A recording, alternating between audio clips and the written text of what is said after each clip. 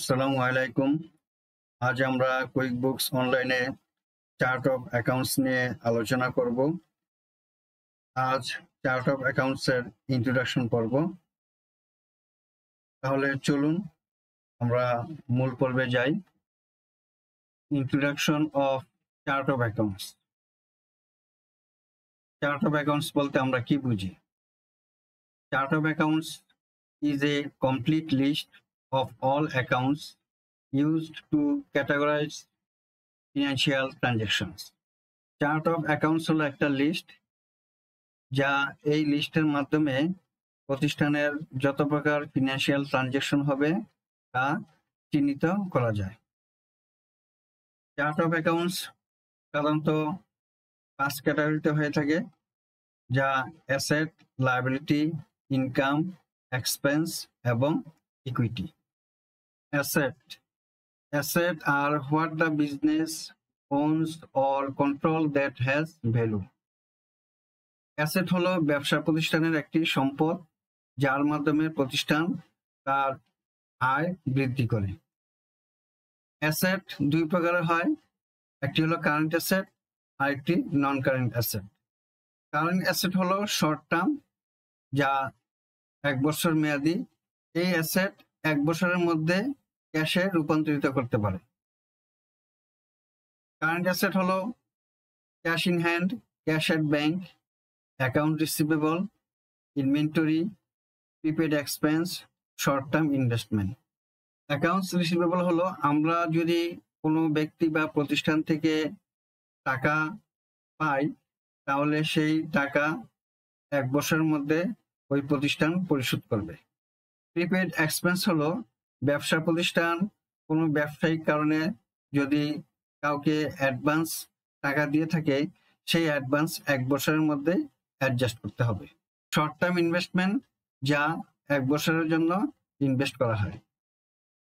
নন current asset হলো long term asset, যার মেয়াদ 1 বছরের বেশি হয়ে থাকে।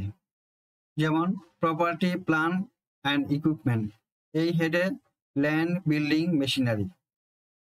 Furniture and fixture, vehicle, accumulated depreciation, intangible asset. এই সমস্ত অ্যাসেটগুলো দীর্ঘমেয়াদী, অর্থাৎ 1 বছরের বেশি হয়ে থাকে।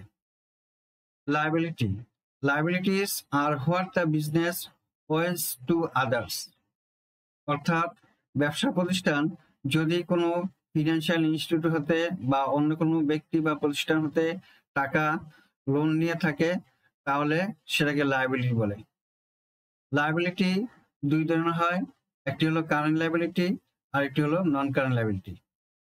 কারেন্ট লায়াবিলিটি, যার মেয়াদ 1 বছর থাকে, 1 বছরের মধ্যেই এই লায়াবিলিটি আমাকে পরিশোধ করতে হবে। যেমন accounts payable, sales tax payable, wages payable, credit card payable, customer deposit, এই ধরনের লায়াবিলিটি 1 বছরের মধ্যেই পরিশোধ করতে হবে। নন কারেন্ট লায়াবিলিটি হলো লং টার্ম ডেটস, যার মেয়াদ দীর্ঘমেয়াদী, অর্থাৎ 1 বছরের বেশি হয়ে থাকে। যেমন notes payable, mortgage payable, long term lease liabilities. Income বা revenue, income means money the business earns. Income is the money your business makes when you sell something or offer a service. It can be direct or indirect income. ব্যবসা প্রতিষ্ঠান তার উৎপাদিত পণ্য বিক্রয় অথবা কোনো সেবা প্রদান করে যে টাকা অর্জন করা হয় তাকে ইনকাম বা রেভিনিউ বলে। ইনকাম দুই ধরনের হয়, ডাইরেক্ট ইনকাম এবং ইনডাইরেক্ট ইনকাম। ডাইরেক্ট ইনকাম হলো প্রোডাকশন, সেল, সার্ভিস ইনকাম এবং প্রজেক্ট রেভিনিউ। ইনডাইরেক্ট ইনকাম হলো ইন্টারেস্ট ইনকাম, যেমন ব্যাংক থেকে যদি কোনো ইন্টারেস্ট পাওয়া হয়, rental income, commission income, gain on asset sale. Expense, expense means cost of running the business. Expense are the money you spend to keep your business going.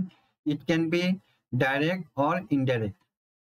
ব্যবসা প্রতিষ্ঠান তার ব্যবসা পরিচালনার জন্য টাকা খরচ করতে হয়, তাই একে এক্সপেন্স বা খরচ বলে। এক্সপেন্স দুই প্রকার, ডাইরেক্ট এক্সপেন্স এবং ইনডাইরেক্ট এক্সপেন্স। ডাইরেক্ট এক্সপেন্স হলো কস্ট অফ গুডস সোল্ড, কোনো পণ্য উৎপাদন থেকে শুরু করে বিক্রি পর্যন্ত যে খরচ হয় সেটা হলো cost of goods sold. Direct labour, freight in, packaging, supplies, এগুলো হলো ডাইরেক্ট খরচ। ইনডাইরেক্ট এক্সপেন্স হলো প্রতিষ্ঠান পরিচালনার জন্য যে ধরনের খরচ করা হয় তাকে বলা হয় ইনডাইরেক্ট এক্সপেন্স বা অপারেটিং এক্সপেন্স। যেমন অফিসের rent expense, utilities, staff salary, marketing বা advertising, software subscription, travel and meals, এই ধরনের খরচগুলোই হলো indirect expense. Equity, the owner's share of the business. It represents the owner's interest in the company.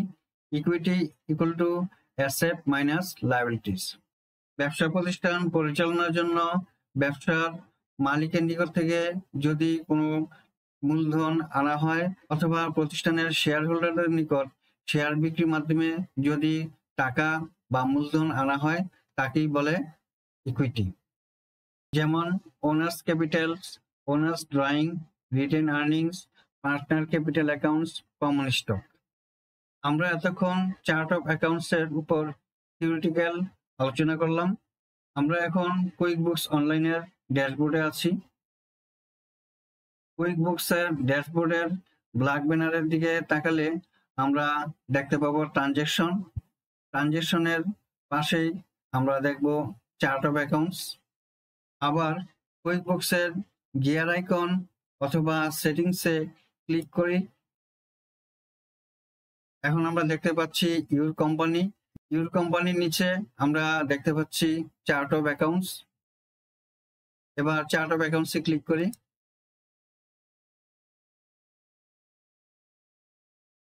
আমরা chart of accounts এর পেজে আসলাম।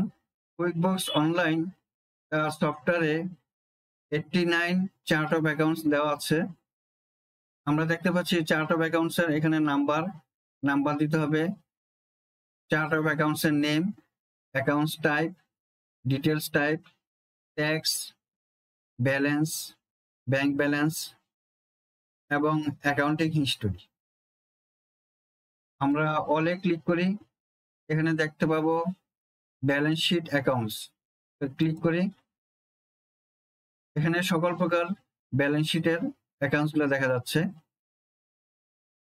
Current asset, non current asset, current liability এবং non current liability plus equity সেকশনের সকল head দেওয়া আছে।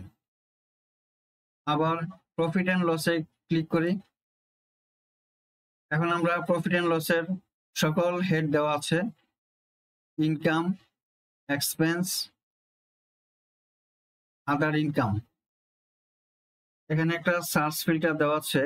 আমরা যদি ইন্ডিভিজুয়াল কোনো অ্যাকাউন্টস হেড বের করতে চাই তাহলে এখানে লিখে সার্চ দিলেই সেই হেড বের হবে।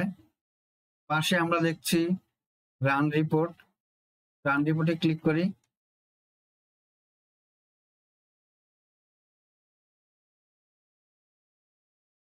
দেখেন এখানে অ্যাকাউন্টস এর সকল লিস্ট দেখা যাচ্ছে। আমরা নিউ অ্যাকাউন্ট দেখতে পাচ্ছি। নিউ অ্যাকাউন্টের ড্রপ ডাউনে ক্লিক করলে এখানে দেখতে পাচ্ছি ইম্পোর্ট। তো এই ইম্পোর্টের মাধ্যমে আমরা চার্ট অফ অ্যাকাউন্টস ইম্পোর্ট করতে পারবো। নিউ অ্যাকাউন্টে ক্লিক করি। এই নিউ অ্যাকাউন্টের মাধ্যমে আমরা নতুন কোনো চার্ট অফ অ্যাকাউন্টস ক্রিয়েট করতে চাইলে এই ফরম্যাটের মাধ্যমেই চার্ট অফ অ্যাকাউন্টস ক্রিয়েট করব। আমরা এখানে একটা পেন্সিল আইকন দেখতে পাচ্ছি। তো পেন্সিল আইকনে ক্লিক করি। এর মাধ্যমে আমরা চার্ট অফ অ্যাকাউন্টস কারেকশন করতে পারবো। পাশে আমরা দেখতে পাচ্ছি প্রিন্ট অপশন। এই প্রিন্ট অপশনের মাধ্যমে আমরা চার্ট অফ অ্যাকাউন্টস প্রিন্ট করতে পারবো। আমরা পাশে দেখতে পাচ্ছি সেটিংসে ক্লিক করি। এই সেটিংস এর মাধ্যমে আমরা চার্ট অফ অ্যাকাউন্টস এর number, types, details type, tax, quick books balance, bank balance, এগুলো আমরা যেটা রাখতে চাই সেটা রাখবো, আর যেটা রাখতে না চাই সেটা আনক্লিক করব। আমরা এখানে পেজের সাইজ দেখতে পাচ্ছি।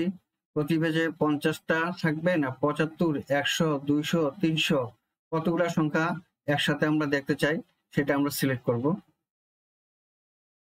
তো আমরা এতক্ষণ চার্ট অফ অ্যাকাউন্টস এর একটা প্রাথমিক ধারণা নিলাম। আশা করি আপনারা ক্লিয়ার হয়েছেন। আমি আগামী ভিডিওর মাধ্যমে চার্ট অফ অ্যাকাউন্টস সম্বন্ধে অন্যান্য বিষয়ে বিস্তারিত আলোচনা করব। এতক্ষণ ধৈর্য সহকারে আমার এই ভিডিও দেখার জন্য আপনাদেরকে অনেক ধন্যবাদ। আসসালামু আলাইকুম ওয়া রাহমাতুল্লাহ।